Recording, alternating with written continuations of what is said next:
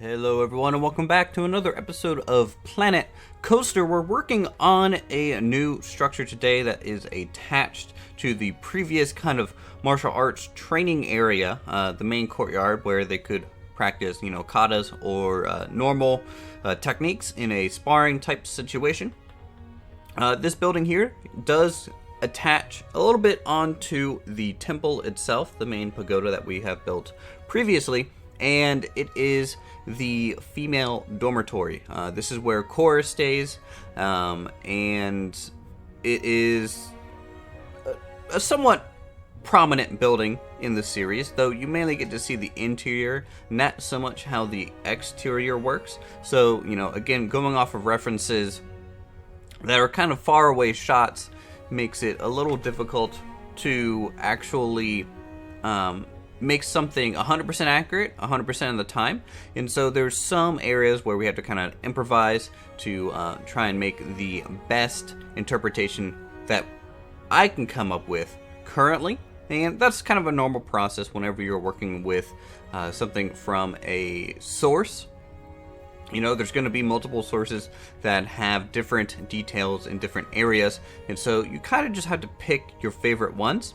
Now, something that I did like in many of the drawings that I saw for either the video game or the actual cartoon is that there is almost like a bulletin board type sign out in front here at the bottom of these two kind of zigzag switchback staircases. And either this is just a decorative piece, something that you would see along a temple, or it is, a sign to post, times for trainings or perhaps sparring matchups. Who knows? But it is a nice little small covered wooden little platform.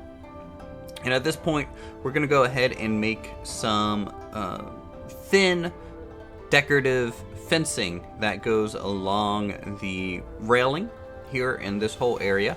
This is somewhat modeled after like a Chinese style decorative piece that is kind of featured around like palaces and temples. And this is just custom built. It's not too difficult to make something like this. It's just kind of a little time consuming to find the pieces required, and using the icing to get that thin ironwork is a really nice effect that I suggest people to try. It is one of the more versatile pieces that they added in the winter kind of update for Planet Coaster, and overall these things are used to add a bunch of detail in a bunch of ways. We use them in the Nordic coaster build to get some wooden carving detail. We also used it in the Alpine coaster build, I believe, where we had to get some additional details along the roof trim. And it's actually, we've used it almost in every build since it came out at this point, since we kind of discovered how well it performs. And this is something that the Planet Coaster community is great at doing. We all kind of discovered these tricks and tips with all these little pieces that we are given, and then people use them, share them, expand on them to create their own variations. And so you get a lot of ideas just from looking around the community, and it is a pretty awesome community at that. So now we are actually kind of working on the main structure of the building here, and the main structure is going to have a couple roof lines that are a little interesting. I don't quite know what these little side, almost 4 meter wide by 4 meter tall boxes are for. They're just there. These look maybe potentially some storage areas that are just at the entrance here. And, we don't really have a tile set to match this, so obviously going to have to go in and kind of stitch something together. This is kind of common when you don't fully think out your full tile set ahead of time. You kind of have to make it on the fly, but then once you have it, you can have the potential to copy and paste it onto the other side like so. And it is it's an interesting roof here. Luckily we have the 8 wide kind of meter roof established already, so we can kind of easily copy this over, though it does have an element clipping all the way around. Asian roof styles, a lot of the times you'll find that even though there is a peak on a open flat surface, the roof does get wrapped around a little bit, and that's pretty interesting just because not many roof styles do that. Some do in, say, like Tudor style buildings, as like kind of like a line break across the surface, but in most Western buildings that's not the case. So it's kind of an Asian thing most of the time that I have seen when it is used. So we're going to be building a new tile piece this episode as well, and this one is going to be the nice 45-degree kind of slope that is going to be used to extend the roof upwards if needed. If you're going to make a roof wider than 8 meters, this is kind of necessary because we only have the 8 meter established, and so we need this versatile extra piece here to make it be used at any width. Now, of course, after a certain point, if the roof is too wide, it looks a little janky and doesn't really look believable because it is just obviously weird looking. So, in my opinion, you shouldn't go in any more than maybe 16 meters wide with this tile set. It's just not really designed for it. The peak is a little high. We would have to do something a little bit more gentle of a slope if you want to go even higher than that, because obviously the higher your roof, the more weight it's going to have, and it's going to look too heavy for the structure at times if you make it too tall, and especially it'll look disproportionate to just the walls in general if you make the roof too tall. So it is one of those things that's pretty normal when you're building in these type of games. So we get the nice tall peak on this section here, and it's drastically different. Even though it's the same roof tiles from the main pagoda over there, it's a different building shape, it's a different building style. So it has these more almost like Japanese palace walls to them with a nice slow gentle slope on a square base that builds a tall foundation, and then they build a nice clean box style home on top of that with a railing all the way around so that people can walk around the structure. It's kind of their version of defensive battlements in a sense that the base of it is very thick, can hold a lot of weight, allowing for taller structures to be made. And, of course, taller structures with a thick stone base is going to be easier to defend as well. Pretty interesting, I think, that even though it's a temple, it's a little bit militaristic in scale and scope. So at this point, we're going to have to make a new building to attach onto the side, and I'm just trying to get the grids somewhat aligned here so we can work in tandem and hopefully interact the two grids a little bit easier than initially thought. And this section here is just it's very hard to find actual good pictures of this section. This section here kind of has a balcony extension off from the main building, and then that leads up to a staircase into another structure. Now there's some where this structure is just one big structure that is up on this platform, and that's it. It's covered with a single roof.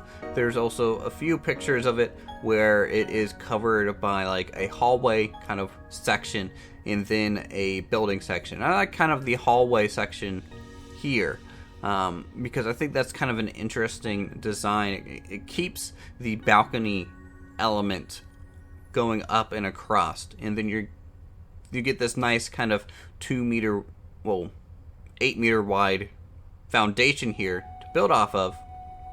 And you can see that initially I was like, okay, so that looks pretty good. The main problem with that is because this front section is going to have a covered kind of walkway on it that's going to have its own roof. We actually need to raise the building height up behind it so that we get some clearance above this roof so that the two roofs aren't really interacting. We're also going to have to do some weird angles here just so we can cover up the stairs. Now, the actual kind of spines of these roof tiles, they would be a little bit more, they would be vertical on this element here. Just because it's rotated 45 degrees, it's a little wrong, but I would have to actually recreate the whole set piece to make a sloped version to make it fit. Just grabbing the actual spines and trying to rotate them didn't work. I did end up trying that because it doesn't make sense for them to be at an angle either, because this is for rain runoff and water runoff, snow, that these ridges would almost always be wanting to be pointed vertically all the time because it's just directing water flow. But, you know, sadly, it doesn't always work, and time savers is kind of a bigger problem when you're working on such a large scale project here. And of course, just like the previous kind of dorm building down below, we have a additional roof section that needs to be brought out and wrapped around, and we'll even put a railing up on this upper section as well. The upper section isn't quite as tall as it needs to be. In fact, I might need to go in and just bump it up about 1 meter or something. You might be able to see that once we get into the real-time section with all the detail filled in. The doors and windows, it just feels a little too crunched for the space that it's occupying. So that's something to think about. And the whole time when you're building is just the scale of the people, the scale of the structures in terms of other miscellaneous props. So the way I like to check the scale of the people a lot of the time is simply using a animatron, you know, one of those humanoids, and kind of base my scale off of those. As you know, the park isn't open or anything like that. There's no people walking around for me to just build beside, and that's just, you know, one of the things to watch out for when you're building. Scale and believability to me is super important in that sense. The front gate kind of entry area here is a little bit tall and bigger, very reminiscent of, say, the main gate at the temple. And we're going to use some of the tricks that we did before on this so that we can get it all built up.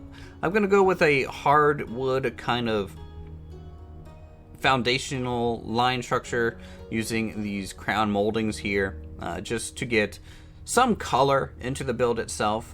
You know, there's again a lot of conflicting information with this section of the build, and at this point I'm just going to detail it how I think it should look and make it look as nice as possible, because this is a very, very fancy area to Republic City. And we also have some additional columns holding them to corners. We also need to get a nice golden roof trim along the large surface here so that the roof line can be matched across all ends. And we can just copy and paste. This is actually pretty quick to do because we have a lot of this tile set already established. A little bit of a decorative kind of angle slope out front there, and then insetting these wooden baseboards enough just to create a thick line and a thin line, because I think that does look cool. It looks a little Nordic. It's kind of a Nordic thing to do, but I think in this case it turned out really well. It's a simple kind of design that you can do pretty quick, and it just gives you a nice kind of, I don't know, feel and look from a distance. It's not too detailed, and it's clean enough to read from afar. Again, continuing the baseboards around at this point, and of course need to make a staircase so that people can get up and down to the lower floors and upper floor here. And you know, we're definitely mixing up some of the colors, making some more dark detailing along this section.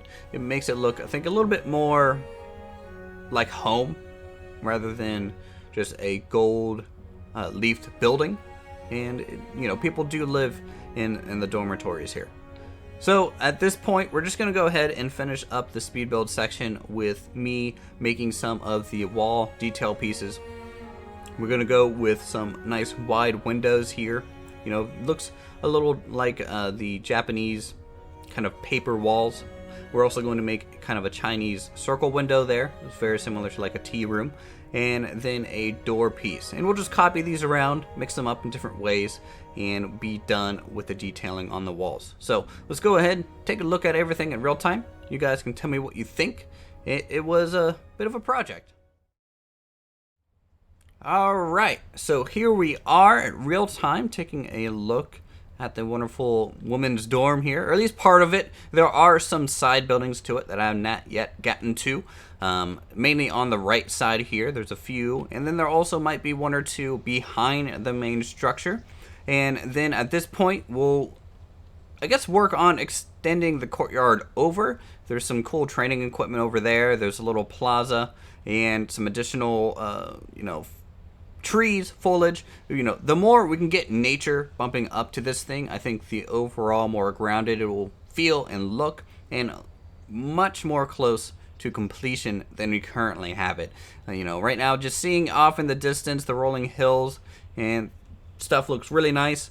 It looks a little weird to have these boxy walls. I can't wait to actually get started sculpting out the terrain here, trying to make this match the landscape a little bit better as well, just so that we can have some really nice shots like this. It'd be really cool to see everything finished and get in real close. But you can see we have some nice wooden posts holding up the ceiling across here. We got windows, we got doors, we have vertical elements, we got lower kind of wooden elements as well. All in this dark wood. This is kind of normal, traditional style type of structures that would be expected kind of on top of these large sloped foundations. We get the upper part, the railings, pretty much everywhere here as you go in and through. It just looks really nice and detailed. It is it's definitely the most detailed building I've ever made, in conjunction here with the temple itself. It is a large project. There's going to be a lot more buildings to make in very much the same style. A lot more greenery to place, a lot more rocks, a lot more path highlights, very similar to over there. We need to dictate out where the pathing is along this courtyard so that people just don't walk through the arena all the time. We get some cool symbols. Now, sadly, the light does make some interesting and weird shadows here. It gets fixed the higher in the sky it goes. And, like for example, if I switch it to like 11 a.m., all those weird lines kind of fade away. That's just normal Z clipping. That's just a problem that you're just not going to get rid of in this game currently. But yeah, no, I'm really happy with how everything is going and progressing. I hope you guys are as well. Your feedback is much appreciated in the comments down below. Go ahead and also subscribe to my channel if you're new and you want to see more creative, cool shit like this. Also, go ahead and hit that like button so I know you guys like Planet Coaster and want to see a lot more of this build continue. So, until then, thank you guys so much for watching, and I'll see you all next time.